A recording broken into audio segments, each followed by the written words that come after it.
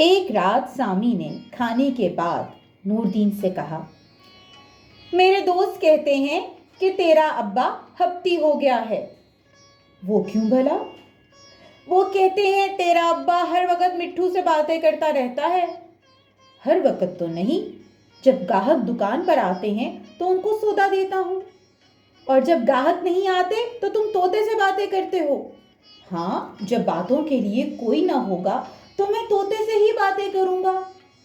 میرے دوست کہتے ہیں کہ تیرا ابا طوطے سے محبت کرتا ہے اور تجھ سے نفرت کرتا ہے، کہیں وہ ہپتی تو نہیں؟ کیا تم مجھے ہپتی سمجھتے ہو؟ نہیں تو پھر تم اپنے دوستوں کو بتا دو کہ میرا باپ ہپتی نہیں، بھلا چنگا ہے۔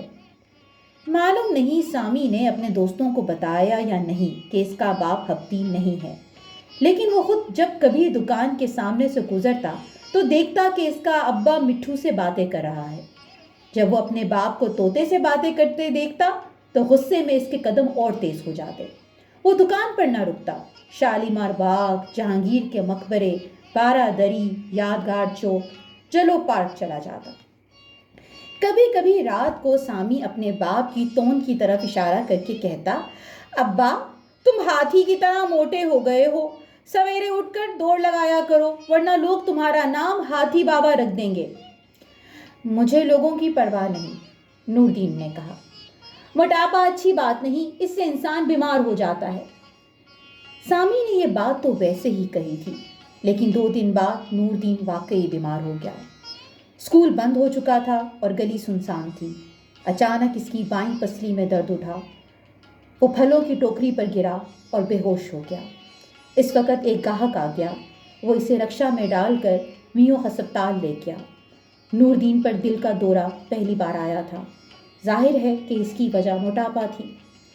میو ہسپتال کے ایمرجنسی وارڈ میں 2 لائق اور محنتی ڈاکٹروں نے نوردین کا علاج کیا۔ وہ ہوش میں آ گیا اور اس نے آنکھیں کھول کر سامی اور طوطے کے بارے میں پوچھا۔ وہ ڈاکٹر نہ تو سامی کو جانتے تھے اور نہ ہی مٹھو کو۔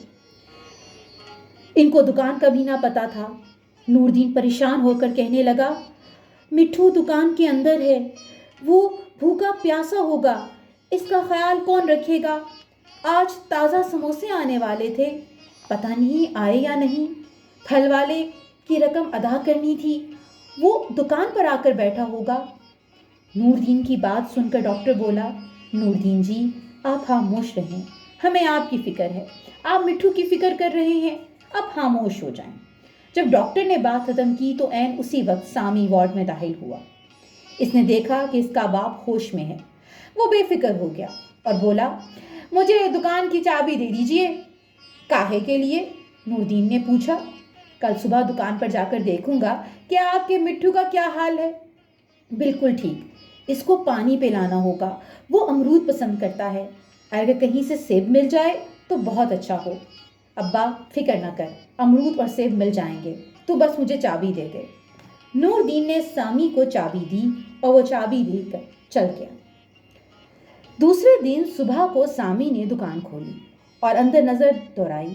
ایک کونے میں جھاڑو تھا، وہ جھاڑو سے دکان کی فرش صاف کرنے لگا۔ دکان ویسی ہی تھی جیسی اس کا والد چھوڑ کر گیا تھا۔ ڈبے ادھر ادھر تھے، لفافے جن میں مٹھائی ڈالی جاتی ہے ایک طرف سلیقے سے رکھے ہوئے تھے۔ تازہ پھلوں کی مہک اب باسی ہو رہی تھی۔ سلام علیکم، کسی نے اسے سلام کیا۔ سامی ایک دم اچھل گیا، یہ آواز دکان کے اندر سے ہی آئی تھی۔ اس نے ادھر ادھر دیکھا، سلام علیکم، مٹھو بول رہا تھا۔ سامی نے مٹھو کی طرف غور سے دیکھا، مٹھو بھی اسے غور سے دیکھ رہا تھا۔ اس سے پہلے وہ بالکل چپ تھا اور سامی کی ساری توجہ صفائی کی طرف تھی۔ مٹھو نے اچانک سلام علیکم کہہ کر اسے ڈرا دیا تھا۔ وہ پنجرے کی طرف گیا، پنجرے میں پھل نہ تھے، پیالی میں پانی نہ تھا۔ سلام علیکم، مٹھو نے پھر کہا۔ سامی نے پنجرے سے خالی پیالی نکالی اور دکان کے اندر رکھے ہوئے پانی سے اس پہ پانی ڈالا اور پھر پنجرے میں رکھ دی۔ اس کے بعد اس نے ٹوکری میں سے پھل لیے اور پنجرے کے اندر رکھ دیے۔ مٹھو نے پانی پیا اور پھل کھایا اور پھر سامی کو کہنے لگا، تجھے اور کچھ نہیں آتا سوائے السلام علیکم کے؟ मिट्ठू ने कोई जवाब ना दिया। सामी फिर दुकान की सफाई करने लगा। आवाज आई, सामी कहाँ है? पिंजरे में से आवाज आई। सामी ने पिंजरे की तरफ देखा, आवाज फिर आई, सामी कहाँ है? सामी ने मिट्ठू की तरफ देखा और कहा, बेवकूफ मिट्ठू, मैं यहां हूं। तोते ने जवाब दिया, बेवकूफ मिट्ठू। सामी की जान में जान आई। चलो, तोते ने एक बात तो सीधी की, कम से कम वो ये तो माना कि वो बेवकूफ है। बहुत याद आता है, बहुत याद आता है। सामी कहाँ है? बेवकूफ मिट्ठू, तोता कह रहा था। सामी के हाथ में भुनी हुई मूंगफलियां थीं। सामी कहाँ है? बहुत याद आता है, बेवकूफ मिट्ठू, तोते ने फिर कहा। सामी ने तोते को गौर से देखा और बोला, क्या कहा? सामी कहाँ है?